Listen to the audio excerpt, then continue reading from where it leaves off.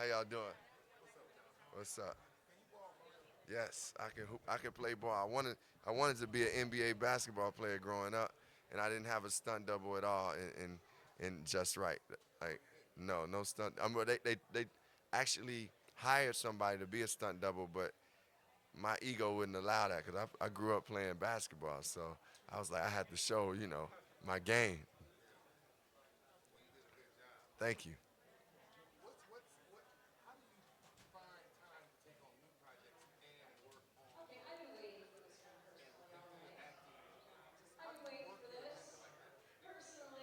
I mean, I think about it like I think about it like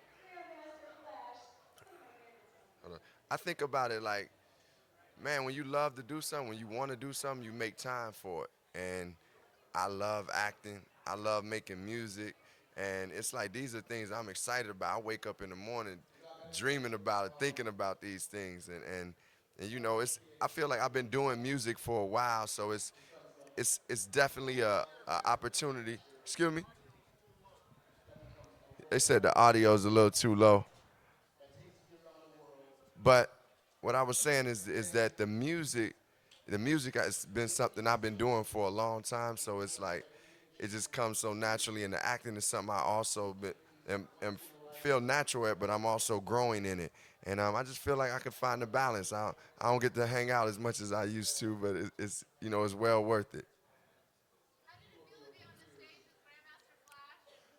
That was like one of the highlights of my career, like one of the best moments I had in my career to be up there with Grandmaster Flash, Melly Mel, and Scorpio, and LL Cool J, and then Lupe Fiasco. It made me feel like, man, these are people who really are making have left marks in hip hop, and Lupe is creating marks in hip hop, like really, like people that have impacted the culture. LL Cool J is a living legend.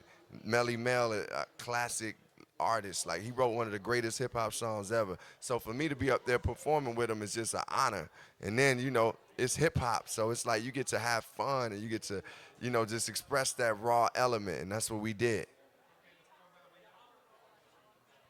Oh man, Hell on Wheels is for me. It's one of the most exciting roles I ever have come across. Um, it's just the character is so rich in a way that the character is so like first of all, the show just has so many dynamics to it. It's really a show that takes place in 1865, but you're dealing with subject matter and topics that really relate to today. And like my character Elam Ferguson is this freed slave who is strong and is a leader, and you can see the relationship between him and Cullen Bohannon, who happens to be a former slave owner, a white man. You can see the connection between them, but the conflict.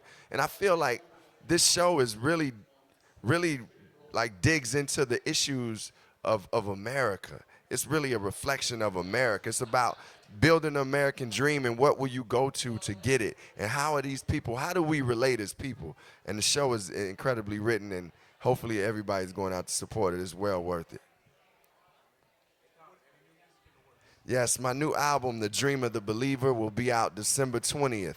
It's produced by No ID. The single Sweet is out right now. It's a video we shot in Haiti. And my new single Celebrate is coming out really soon.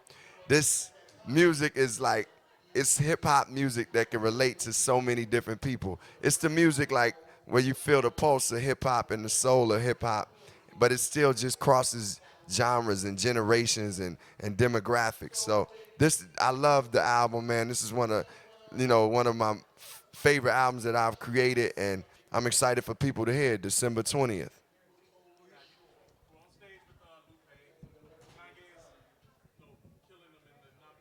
Yes. Yeah, Chicago, yes. I mean, I feel like Chicago is a special place. It has a lot to say. The artists, the people that come from Chicago are authentic. If you look at Lupe Fiasco, you look at Kanye West, you look at Common, you see three individuals that really represent who they are. Lupe talked about skateboarding on the song. Kanye would talk about the death of his grandmother or visiting his grandmother in the hospital. I would talk about love that is lost or dreaming. On my new album, I have Dr. Maya Angelou on the album doing a poem. Like we bring the core of who we are and don't try to like sugarcoat it for anybody. And in Chicago you have everyday people. It's a blue collar city, and that's why you have artists such as myself, Kanye, and Lupe. And I'm very proud to be from Chicago.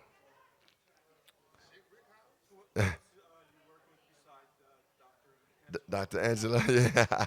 Well, actually, besides the production of No ID, Nas is a featured artist and John Legend. I'm an artist that feels like when you have an album, make it about the music. It's not about who you got on your album. It's about you and the music that you create, and that's what you should offer. Because I don't want people to buy into my album because I got whoever is the popular person or even just somebody that I can say I got 12 features. I want them to really get into the music. I want the music, the album to be bigger than me. Like somebody hear that music and just be like, man, who is that? That's just great music. Well,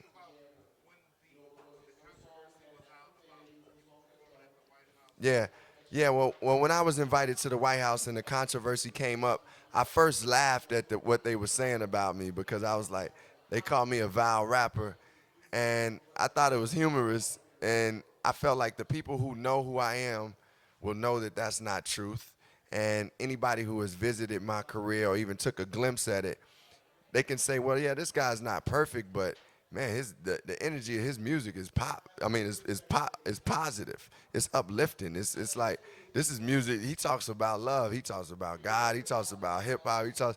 And he may do some street things, but at the end of the day, it's just positive music. It's good music, and I just felt like they didn't know who I am, and I felt like also I was caught in a political crossfire, but you know, the truth always comes to light. I got to go to the White House. I performed the song "The Believer," which is a song off my new album, "The Dream of the Believer." I performed that poem, and the president and the first lady was no further than you all are, and I felt another one of the greatest moments I've ever felt in my life. So it was a blessing. Yeah, thank you. Thank you. God bless y'all. Peace.